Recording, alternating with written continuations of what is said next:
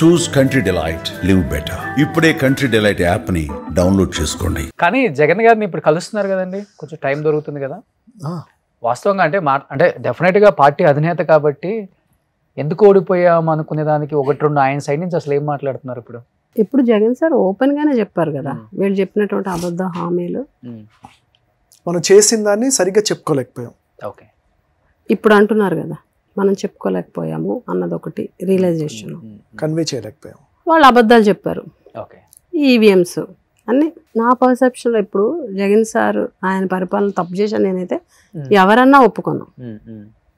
ఆయన చేసినంత మేలు ఇప్పటివరకు ఎవరు చేయాలి. మళ్ళీ స్ట్రాంగ్ గా క్యాడర్ అదే ఊపుతో ధైర్యంగా తిరుగుతున్నారు గ్రామాల్లో. ఈ రోజు చాలా స్ట్రాంగ్ ఉన్నారు, క్యాడర్ స్ట్రాంగ్ ఉన్నారు, క్యాడర్ ధైర్యంగా తిరగలుగుతున్నారు. ఎందుకు? అప్పుడు మేలు చేశారు కాబట్టి. క్యాడర్కి నష్టం జరిగి ఉండొచ్చు, బట్ ఈ రోజు జనాలు అనేవాళ్ళు ఎవరైనా సరే జగన్ గారిని పొగుడుతుంటే, జగన్ ఉన్నప్పుడే బాగుంది అంటుంటే, ఈ కూటమి వచ్చి సర్వనాశనం అయిపోయామని చెప్పేసి ప్రజలు అనుకుంటుంటే ధైర్యంగా కాలు రగరేసుకొని తిరగలుగుతున్నారు మా కార్యకర్తలు. ఎందుకంటే మా జగన్ ఇది చేసాడని చెప్పుకోగలుగుతున్నారు. ఈరోజు వాళ్ళు చెప్పుకోలేకపోతున్నారు కదా. కుటుంబ ప్రభుత్వంలో ప్రశాంతంగా లేరా? పథకాలు రావట్లేదా? అంటే వస్తున్నాయనే కదా వినిపిస్తుంది బయట మనకి. ఇప్పుడు వాళ్ళు ఇచ్చినటువంటి హామీలు నిన్న కూడా జగన్ గారు క్లియర్గా చెప్పారు. ఎలక్షన్ ముందు సూపర్ 6 పాంప్లెట్ వేరే ఉంది, ఇప్పుడు సూపర్ 6 వేరే చూపిస్తున్నారు. అన్ని కోతలు. 300 యూనిట్స్ దాటితే పథకాలు ఇవ్వకపోవడం, అవుట్ సోర్సింగ్ ఎంప్లాయీస్కి పథకాలు ఇవ్వకపోవడం, ఇలా జరుగుతున్నాయి. ఈ నిరుద్యోగ భృతి అన్నారు, 3,000 రూపాయలు నిరుద్యోగ భృతి అన్నారు, 20 లక్షల ఉద్యోగాలు అన్నారు, 1,500 18 ఏళ్ళ నుండి 60 ఏళ్ళలోపు 18 ఏళ్ళ నుండి 59 ఏళ్ళ వరకు 1,500 రూపాయలు అన్నారు. ఆడబిడ్డ నిధని లేదు. 50 ఏళ్ళకి పెన్షన్ అన్నారు, ఊసలేదు, ఏమీ లేదు. రైతు భరోసా సెంట్రల్ గవర్నమెంట్తో కాకుండా 20,000 ఇస్తామన్నారు. ఇప్పుడు 2 సంవత్సరాలు 40,000 ఇవ్వాల్సింది మొన్న ఒక 5,000 ఇచ్చారు అంతే. స్టేట్ గవర్నమెంట్ నుంచి ఇచ్చింది 5,000 రూపీస్. అదే ఆ యూరియా ఇవ్వలేకపోతున్నారు. 270 రూపాయలు తీసుకోవాల్సినటువంటి యూరియా ఈరోజు 600 పెట్టి బ్లాక్ మార్కెట్లో కొనుక్కోవాల్సి వస్తుంది. అయినా కూడా దొరకని పరిస్థితి. స్కామ్, యూరియా కూడా స్కామ్ చేశారు, డైవర్ట్ చేశారు. రైతులు చాలా ఇబ్బంది పడుతున్నారు.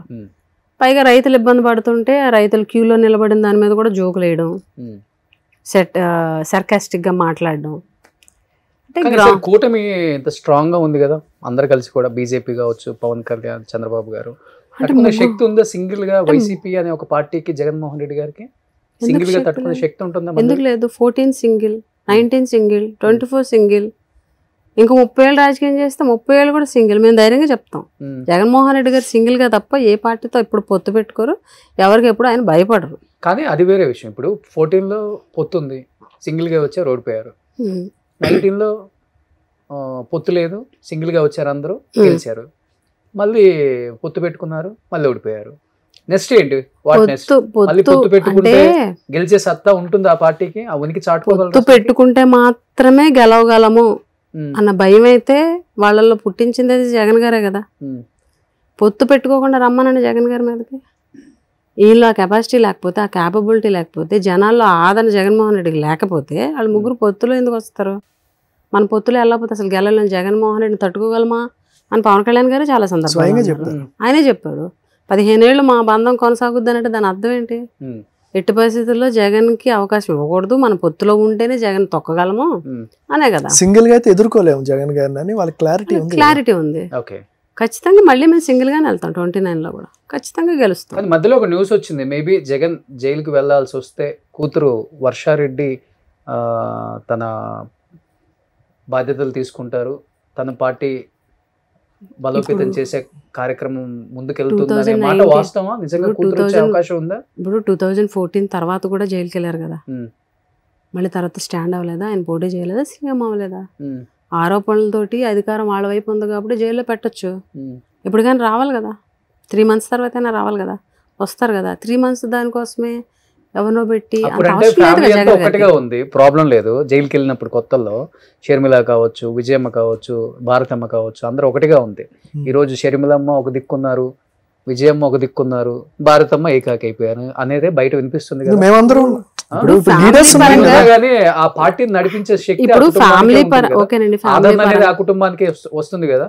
ఫ్యామిలీ పరంగా వాళ్ళకి ఎన్ని ఇబ్బందులు ఉన్నాయి. విజయసాయి రెడ్డి గారే పార్టీని విడిచి పక్కకి వెళ్ళిపోయిన వ్యక్తి అన్ని సంవత్సరాలు ట్రావెల్ చేసిన వ్యక్తే రేపు ఇంకా పార్టీని నడిపించే సత్తా ఉన్న వాళ్ళు ఎవరు ఉంటారు? జగన్మోహన్ రెడ్డి గారు ఒక మాట అన్నారు, ఎవరు వెళ్ళిపోయినా సరే నాతో పాటు వైఎస్ఆర్ కాంగ్రెస్ పార్టీ కుటుంబ సభ్యులు ఇంతమంది ఉండగా నాకు ఎటువంటి ఇది లేదు, వీళ్ళు కాకపోతే ఇంకొకళ్ళు వస్తారని ఎన్నో సందర్భాల్లో చెప్పారు. జగన్మోహన్ రెడ్డి గారు ఒకళ్ళు వెళ్ళిపోతే డిమోరలైజ్ సిచ్యువేషన్ జగన్మోహన్ రెడ్డి గారి విషయంలో లేదు. ఎందుకంటే ఆయనే టాప్. ఇప్పుడు షర్మిల కొడుకు రాజారెడ్డి కూడా వస్తాడనే టాక్ కూడా వినపడుతుంది. ఎవరు వచ్చినా జగన్మోహన్ రెడ్డి గారి విషయంలో ఎవరేం చేయలేరు. ఆయన ఒక్కడు చాలు మా పార్టీకి. ఎక్కువ కాలం ఒకవేళ వీళ్ళు అధికార దుర్వినియోగం చేసి అధికారాన్ని ఉపయోగించి జైల్లో పెట్టినా పార్టీ సక్సెస్ఫుల్ గా వెళ్తుంది. వస్తారు. నడిపించే నాయకుడు ఎవరు? నాయకురాలు ఎవరు? అప్పుడు ఎవరైనా నడిపిస్తారు. వస్తుందా? భారతం వస్తుందా? అది వ్యక్తిగత వస్తాడా? వర్షారెడ్డి వస్తుందా? ఇప్పుడు వ్యక్తిగత భేదాభిప్రాయం ఆ సిచ్యువేషన్ వస్తుందని అనుకోవట్లేదు.